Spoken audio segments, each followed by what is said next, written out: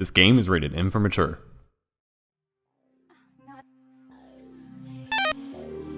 Really?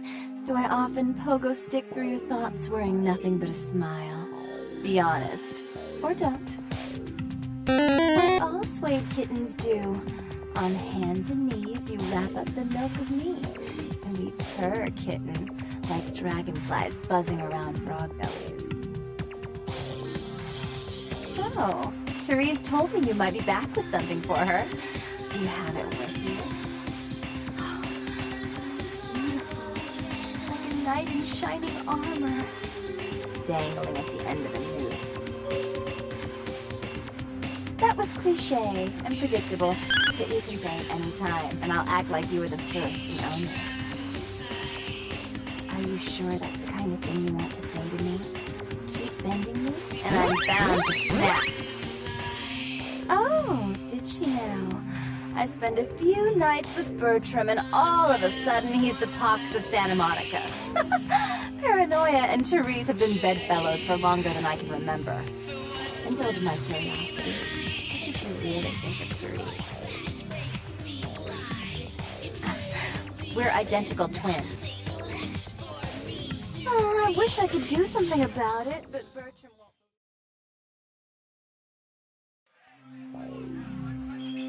Hello everybody, salve amici miei, it's T-Park and welcome back to more Let's Play Vampire the Masquerade Bloodlines. In the last episode, we took care of going to the Ocean House Hotel and grabbed a pendant for Therese Vorman, but when we came back she was nowhere to be seen. Instead, her twin sister Jeanette was here, and she was telling us that she wants us to go slash a bunch of paintings for her, to spite another kindred, I guess. I mean, vampire logic, I suppose. Now, I'm trying to talk over this music because as I found out last episode, this music's actually copywritten on YouTube. So I guess it doesn't matter because I'm not monetizing my videos. So, one thing I'm gonna say is, if you notice anything being a little inconsistent with the last episode, I actually had to re-record the end of the last episode, and this dude is in my way. I had to re-record the end of the last episode, because I actually completely forgot to save, which is kind of embarrassing, so I had to replay that whole segment, but I tried to keep it as consistent as possible, but, I mean, if anything's inconsistent, it doesn't really matter all that much. So, the first thing I'm going to do is actually not take care of that slasher piece quest. I have a ton of experience, I have 10. That's quite a bit for early in the game, and I want to actually up some stuff. Now, if you don't know what's coming up in this game, you might be wondering, wait, why the heck are you going to do this? But I'm going to be raising Scholarship by 2 and Charisma by 1, so I get a Persuasion of 4. Yeah, that might seem really weird for now, but if you know anything about this game, you'll know exactly why I did that.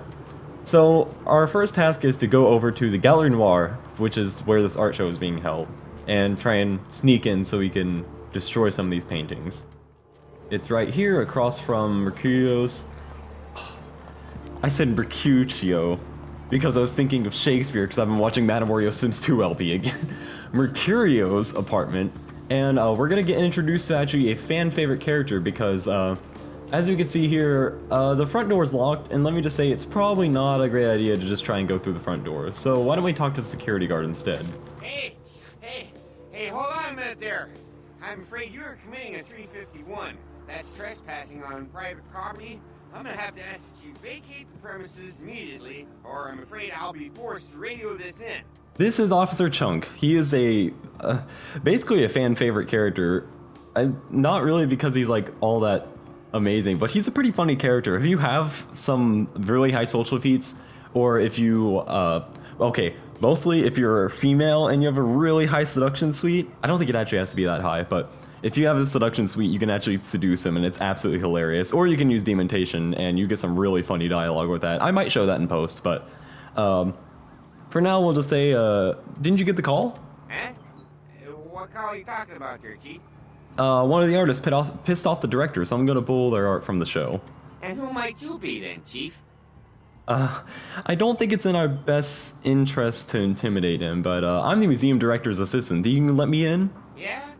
That pay well? If taking one look at you, I'd say no. No shame in that. Us working class folks gotta look out for our own. You get a promotion out of it. How about buying an old chunk of bear claw and a cup of joe? Alright, deal. Look, I'll let you in, but I'll be filing a 62A on this when I get back to the security station after my shift. Just so you're aware. Yeah, you do that. Good night. And wow, that wonderful cutscene. He actually unlocked the front door for us, which is awfully nice. I actually didn't know that you could do this for the longest time. Bad boy. Where do you think you're gonna be when I come? You could see why Chunk is a fan favorite character. The first time I ever played through this game, I played as Malkavian, so I used Demontation on him. You can do some really funny stuff. I will probably show at least the Demontation in post. But I'll show the stealth way to get through this if you don't have the social feats to get past Chunk. If you move back into this parking garage that we were in, we were going down to the beach. If you look right here, if you have an inspection high enough, and actually Chunk's coming over to us, but if you have an inspection feat that's high enough, you'll actually see these glowing. You can just move them like this. Chunk is right here, which is not good. But you can lockpick this door open. It's difficulty 1, so it's pretty easy. But he unlocked the front door for us, so why don't we use that?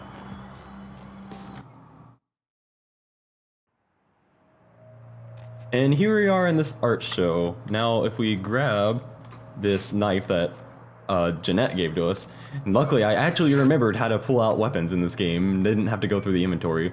There's 4 paintings here. You're gonna need to slash the paintings in order. From, obviously, Cain slays Abel is the first one. These are basically detailing the history of Cain. Cain is tricked by God. Cain meets Lilith. And before you slash the last one, get ready for combat.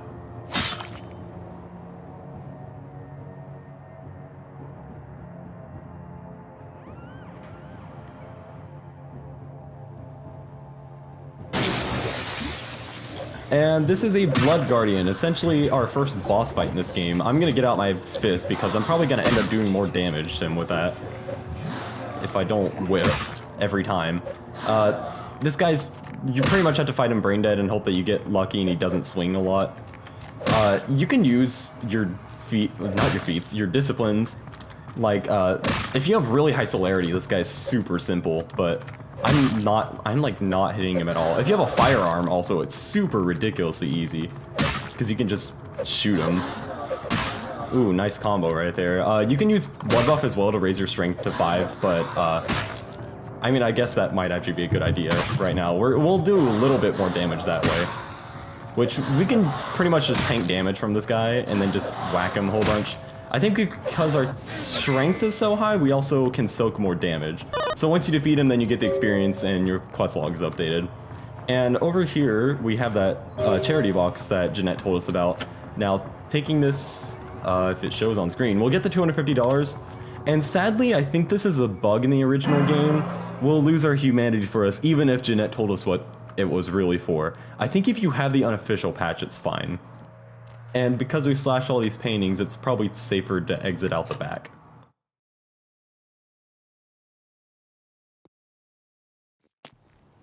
And hopefully we won't get discovered, even though Chunk is right there. The first time I played this, actually, I forgot to crouch while exiting there, and I didn't mean to swing. And he immediately discovered me, and I got a criminal violation. I had to go run into the sewers. So now we completed that and sustained a healthy bit of damage. Why don't we go report back to Jeanette?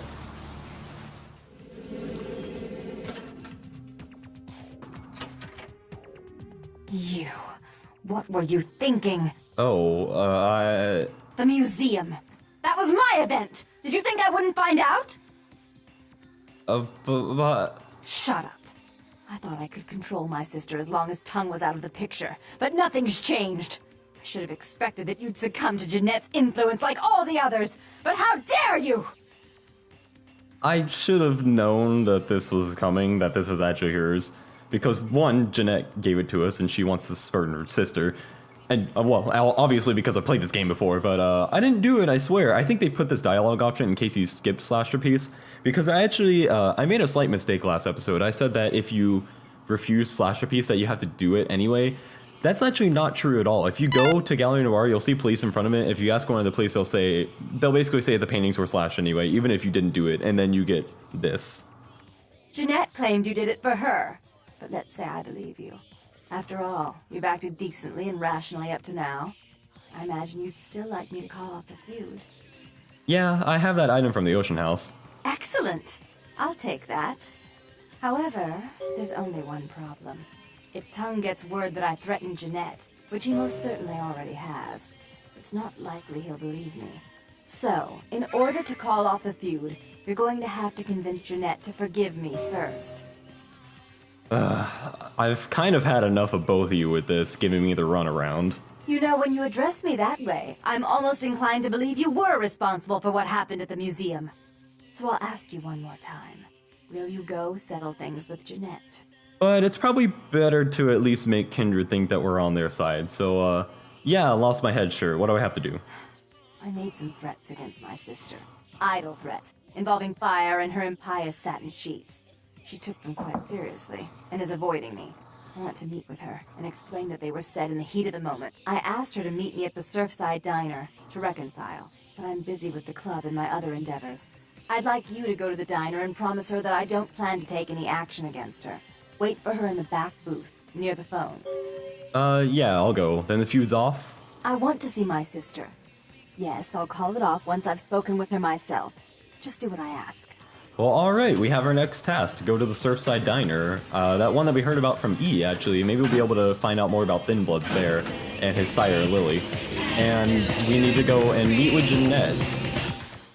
And apparently Therese is just so busy managing the club by standing up in her office there that she can't be arsed to go to the diner right across from the street to meet her sister. What a wonderful sister.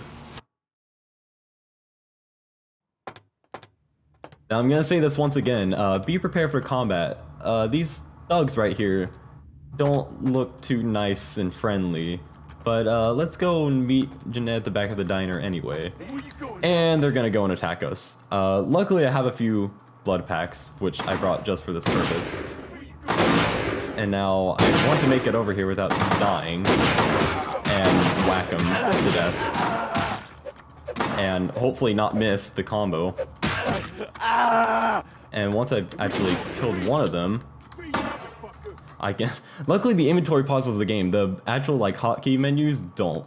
So let's I have a shaky hand. And I'm gonna die. Good thing I picked up those extra blood packs. Yeah, my firearm isn't too high, so I think it's actually a better idea to just go with my fists, which is kind of odd, but I don't know why that would end up doing more damage, and I'm gonna die again. And he's dead. Now just this last guy. And we did it. And we can pick up their 38s, luckily. And his shotgun, and we can answer this phone now. I'm terribly sorry about that. My sister was just furious about your refusal to take part in her designs, so she sent those men to kill you. But I'm going to make sure it never happens again. Drop by. We'll take care of this tongue business. She's crazy! Help! Well, it seems we need to go and return to the asylum, and we should probably make our way out here considering we just killed 4 people.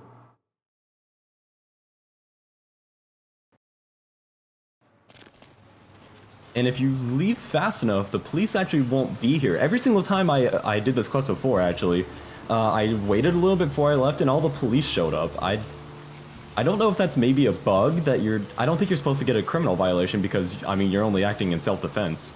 But, oh, one other thing I should know about the self-defense. If you use feeding and disciplines inside the diner while killing those thugs, the cashier won't care. They'll be fine with it. It won't be a Masquerade violation. So you can use those if you have, like, celerity if you're a Bruja, or Demontation. So now we need to go and return to the asylum and take care of this whole sibling rivalry thing between Jeanette and Therese, but I think we're going to save that until next episode. So, next time on Vampire the Masquerade Bloodlines, we will go up to meet with Therese and Jeanette again and see how we can resolve, not refuse, this sibling rivalry thing and get this feud with Tongue solved. So, see you guys next time.